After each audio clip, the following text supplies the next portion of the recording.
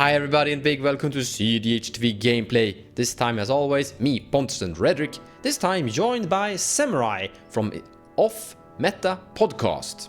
He's a little tiny doll down there, I don't know if you can see him. I guess that's his co-host, by the way, the one carrying him. I guess that's how it works. Yeah. I'm the dummy.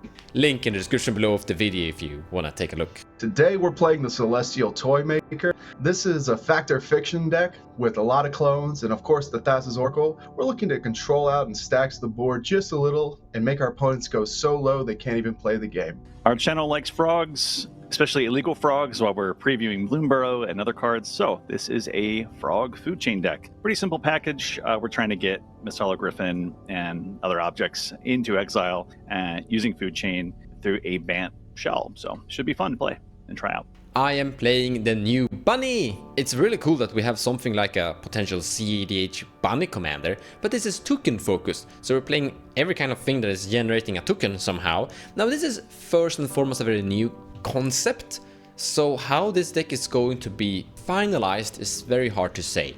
But we're just slamming in a bunch of token generators and figuring out something that will smash into a cool victory eventually. In the future, I truly believe that this will end up being some form of Underworld Breach deck. Currently it's not, it is more towards a creature token orientation with something like Tamer Sabertooth and Emil the Blessed together with Dockside Extortionist for infinite mana and infinite card draw. So today I'm playing the Infamous Cruelclaw. It's basically just your bog standard Rakdos turbo deck, but I do run a unusual amount of top deck tutors because those combo pretty well with my commander. So on first glance, this first event looks bad. Yeah, very bad. But when you think about it, it's less bad, still bad though. So what we can do is we can go turn 1 defense grid into Mox Opal, into Gamble. The problem is we don't really have any guaranteed ways of winning from that. What we do have is we do have the ability to go Yawgwill Shamanic Trance, but we have to be very lucky to go for that line because we pretty much have to get a gamble for lead. So that's not the greatest line. Other than that, like we have Nas, but we have to draw into 2 mana, which sure we can draw land, but like that's not great. And otherwise we're just passing with the defense grid. If we're not playing turn 1 defense grid into turn 2 win, it's a really good play pattern. Like it's hard for people to take advantage of that, and usually just manage to do it. But we don't really have the win here. The gamble makes it close enough for me to consider this hand for a bit, but in the end, I don't think we actually get there often enough for this hand to be worth the gamble. Haha. So let's go to second 7. So this hand has an opposite problem. We have 4 lands, a Breach and a Aetherflux. Both Breach and Aetherflux requires setup in this deck, so they are the best. And we have a Diabolic Intent, which needs a creature. We have no creature. We have our commander, but it's a turn 3 commander. So yeah, that's just not good enough. This hand is worth considering, but in the end I don't think it actually gets there. How you play this hand is you would go to run Mount Doom, but on land, and then probably just gamble for Crypt. And then you have to have Dockside on turn 2 to find you a line. The problem is I think Dockside needs to make 4 for this hand to be able to cast Pita, and that's as long as Gamble doesn't discard the Infernal Plunge, Rite of Flame, Pita, or Dockside. Those odds aren't that great, and otherwise it's basically just turn 2 commander. Sure, we have some gas, but we actually can't get Pita on top with Pita being in hand, and honestly kind of prefer Pita to be in the deck instead of our hand. So since we can't actively easily cast Pita from this hand, I think we're gonna mulligan this. I don't think this is a Dockside heavy pod, at least not turn 1. I think we're gonna see 2 Dorks and maybe 1 Artifact. It would be my guess. So this hand then becomes very slow. So I'm mulligan this because I think this hand kind of ends up just being a turn 2 commander basically. So yeah, let's just mulligan. This is a turn 2 commander. We have Ragavan to maybe hit some value, and we do have some permanent mana. The reason I prefer this hand over the last hand is because 1 Ragavan is actually kind of valuable, and it's more permanent mana. Last hand was just like 3 rituals, while this actually keeps the mana around.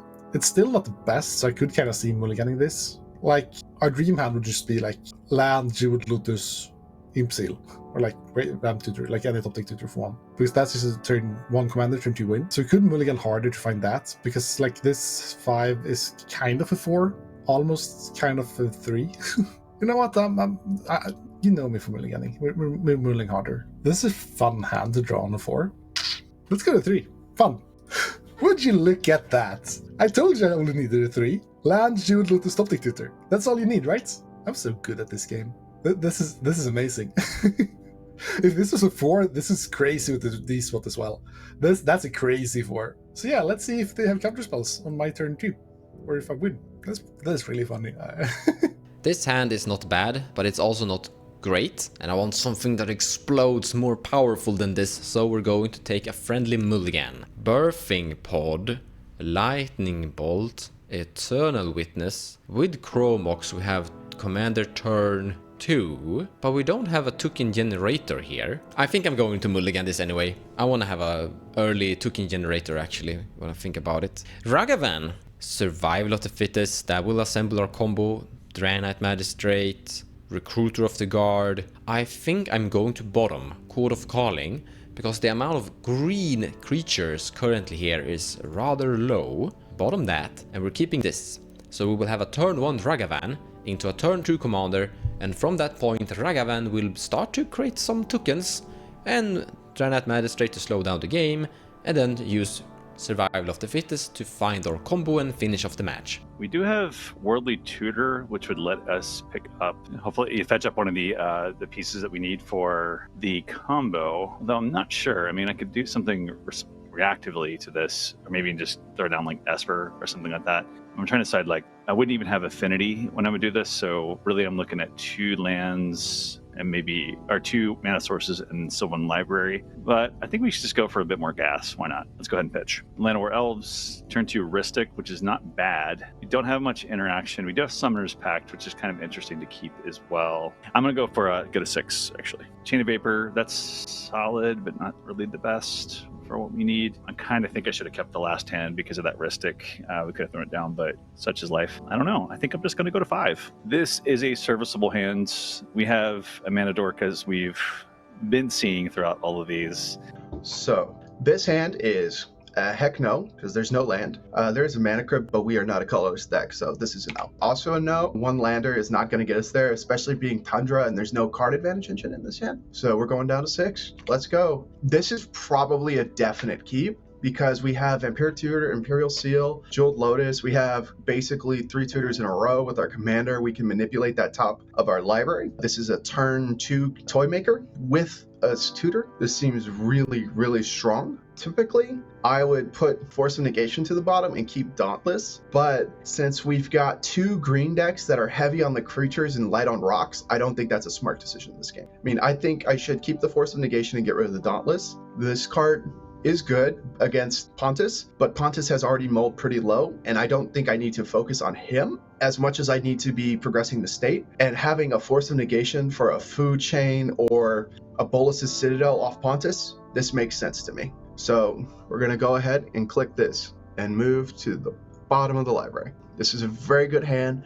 This is a turn 2 Toymaker, or maybe a turn 2 Remora. We'll see what we want. This is very good. I'll start us off by drawing a card. Land for turn would be a Verdant Catacombs. I will fetch, finding a Badlands, casting a Jewel Lotus, cracking it, tapping my Badlands for a black, cracking it red, and casting my commander, the Infamous Cruelclaw. And then I'll pass the turn. I'm gonna draw a card for turn. I'm gonna play an Arid Misa, sacrifice it. I'm gonna find Taiga, tap it for red, and with that casting a Ragavan, and then I pass the turn. Take my turn. Draw a card. Land for turn is a command tower. I'll tap command tower for a fish. Fish resolves, I will pass turn. Verdant Catacomb, crack it now. Get a simple scrub land. Pass the turn. Take my turn. That's so close. Land for turn will be an Ursa Saga. Put a counter on it, and then move to combat. I'll hit the fish player for 3 with menace. No blocks. Take 3. On damage, my commander will trigger. I'll hold priority and cast Vamp Tutor. I'm not paying for fish. Vamp resolves. I lose 2 life. I'll put this card on top, and then Cruelclaw ability will resolve. I will exile a Perintribus and cast it, starting myself, not paying for fish. Peer resolves. I will lose half my life, which Mons has to calculate, and draw 46 cards. To start us off, I will exile a Simian Spirit Guide for red, and then use that red to Pyroblast the fish, not paying for fish. Pyroblast resolves, fish is dead. Then I'll tap my Ursa Saga to cast a Sol Ring. I'll tap Sol Ring to cast a Grim Monolith. I'll cast a Mox Amber. I'll cast a Mox Opal. I'll tap Mox Amber to cast a Dark Ritual, making 3 black. Then I will cast a Cabal Ritual using 2 black. But since I want Threshold, I'll respond to the Cabal Ritual by Slaughter Pacting the Ragavan. Cabal Ritual will make 5 mana. I'll use 3 of them, and my Grim Monolith to cast a Bola Citadel. Tap Mox Opal, I use my remaining 3 black mana to cast a Aetherflux Reservoir. I'll cast a Chrome Mox, gaining 11 life, exiling a Braid. I'll tap the Chrome Mox to cast a Sense Divining Top. With this, I can tap Sense Divining Top, draw a card, put it on top, then cast it for 1 life. I gain 12 life, the next time I gain 13, then 14 and 15.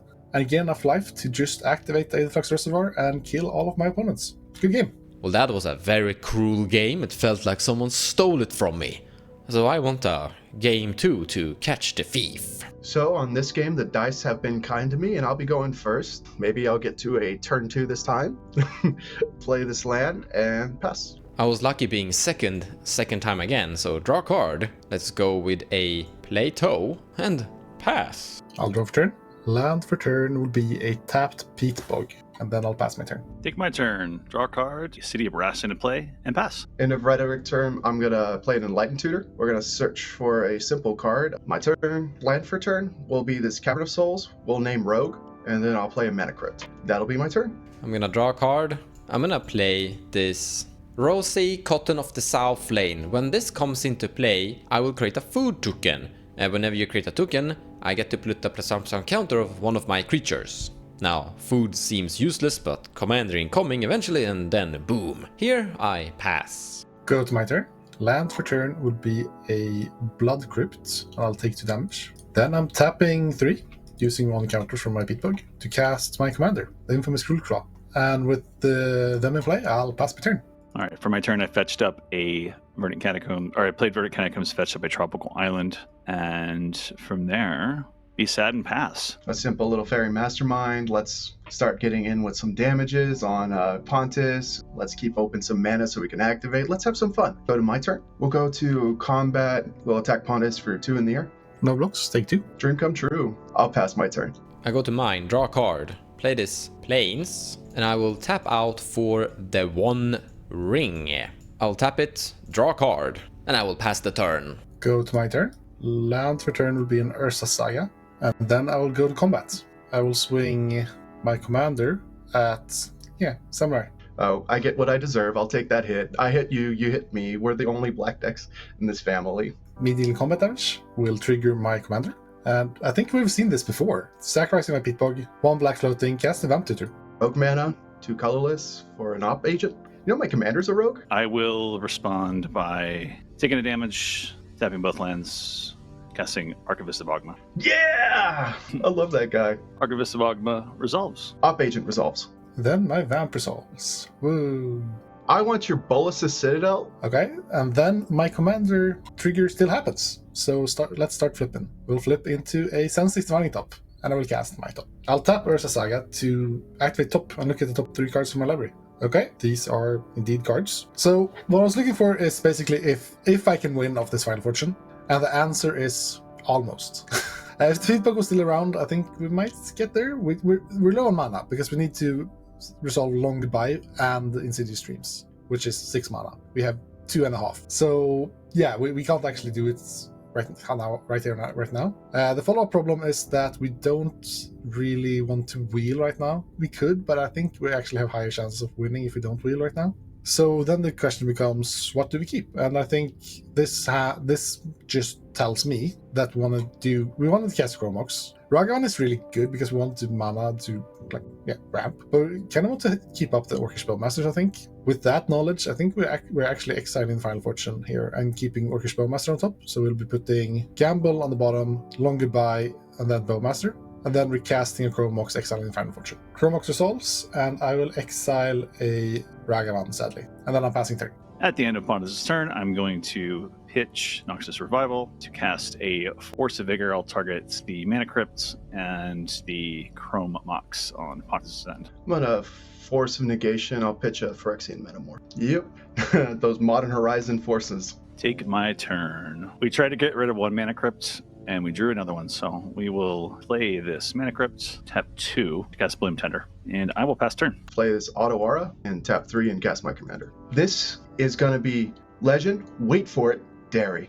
It's gonna be legendary. But he's playing the wrong character. That's not him. It's him, but not him.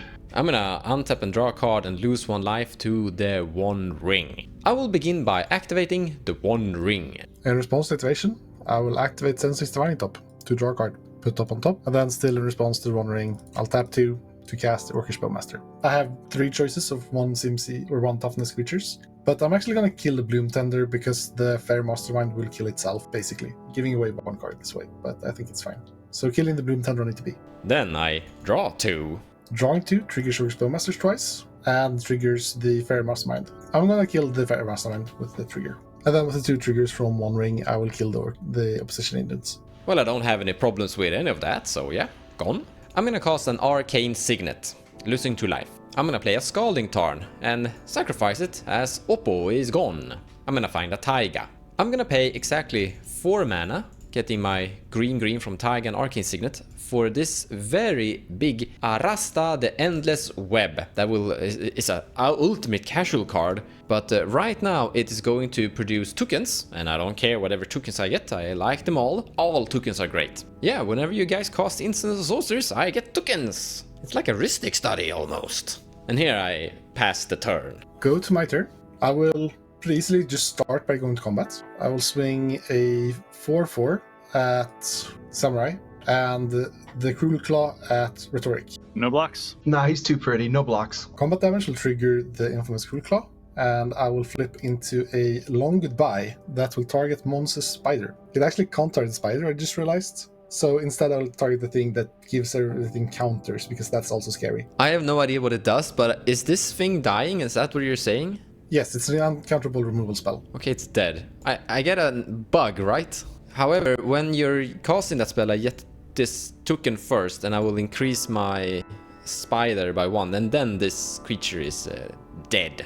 And to do that, I'll discard this as Divining Top. Post-combat main phase, I will tap 2 to cast a Final Fortune. I get another spider. Final Fortune resolves, and I would like to go to my last turn. I will lose a life, and I will cast Silence. Okay, so I will draw for turn. I'll move to combat. Nah, I'm not actually gonna attack. I'm just gonna die. But let's see what I flip into. Entomb. Exciting. Now I'm dead. Bye-bye. All right, well, and roll for crypt. Odds, I will take damage. Heads, I will take damage. It's a tails, and you have to trust me for that. This Sylvan Library, and then we're going to pass. Well, I guess the first thing we do is we flip. Tails is never fails, so we survive again. Play Roaming Throne. We're naming Rogue. We're going to go to combat. We will swing at Rhetoric. Tight mechanics here because we've got an on-attack trigger. The top pile, which is the face-up pile, we have Dark Ritual, and then we have Rug of Smothering, and then the face-down pile is Magic Card Back. Well, with the Sylvan that I have, and you know, one of the main strategies of this deck, it seems not that advantageous to let him have those, but again, the mystery card is also like a little scary. So we'll give you the face down magic card. The top card, the face up card is Rhystic Study. The face down card is Magic the Gathering Classic Back, and then Magic the Gathering Classic Back. Take Rhystic, why not? I go to my second main, play this Lotus Petal. I'll tap 1 and I'll play a Blood Chief's Ascension. Is that good? All right, I'm gonna move to my end phase. We're gonna trigger Celestial Toymaker twice. So 2 piles were made during this turn. So it'll be 4 life for each trigger of Celestial Toymaker, and he's triggering twice. So it'll be 8 life. That means my turn. That roaming throne needs to go. I will lose 3 life to my One Ring. And I will activate it and draw 1, 2, 3 cards. I'm gonna play an Emergency Zone as my land drop. I'm gonna cast my commander, the Rabbit, Haymaker. I'm gonna go to combat. I'm gonna play or send Big Spider straight at you, Samurai. 4/6. What did I do to you? 8 points of damage. Quite heavy. Did hurt. No blocks. It's a spider. We accept spiders.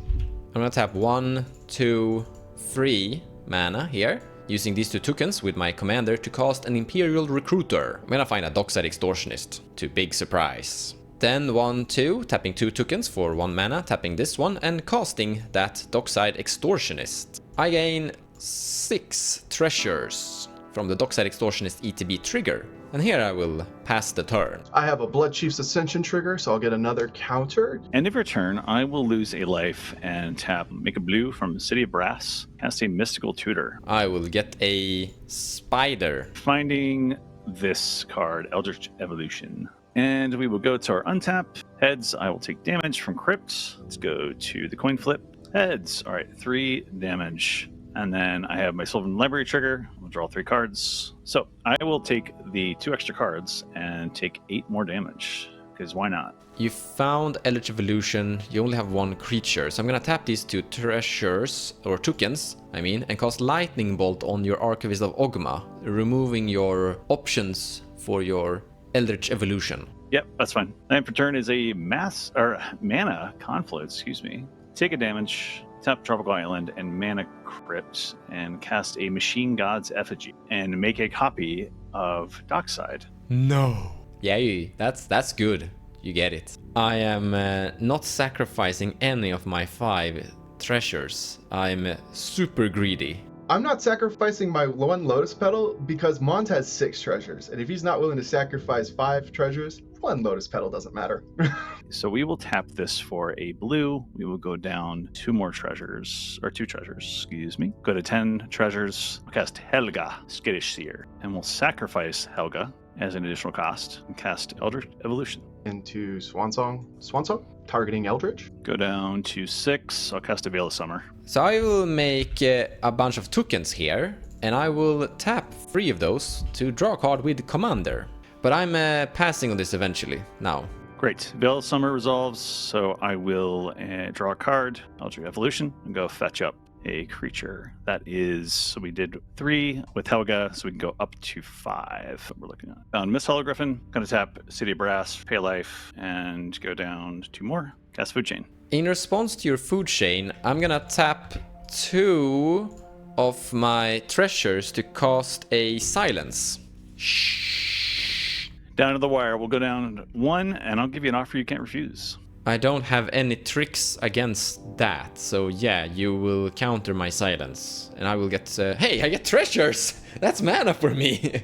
I also get that spider from your offer, by the way. I am going to tap this for 1, and then I'm gonna tap a spider, and I'm gonna tap a treasure, pay 2 mana to cycle Touch of the Spirit Realm. Now, this is not an optimal removal, because I'm exiling your Mist Hollow Griffin, but if I count correctly, you have 3 treasures, which means that you can't afford casting Mist Hollow Griffin from exile, which you can do like next turn, literally, but you can't exile it to Food Chain at the moment to gain mana from it. So if you don't have another mana, I'm theoretically stopping you, as I'm doing this in response to Food Chain on the stack still. All right, well, make me work for it.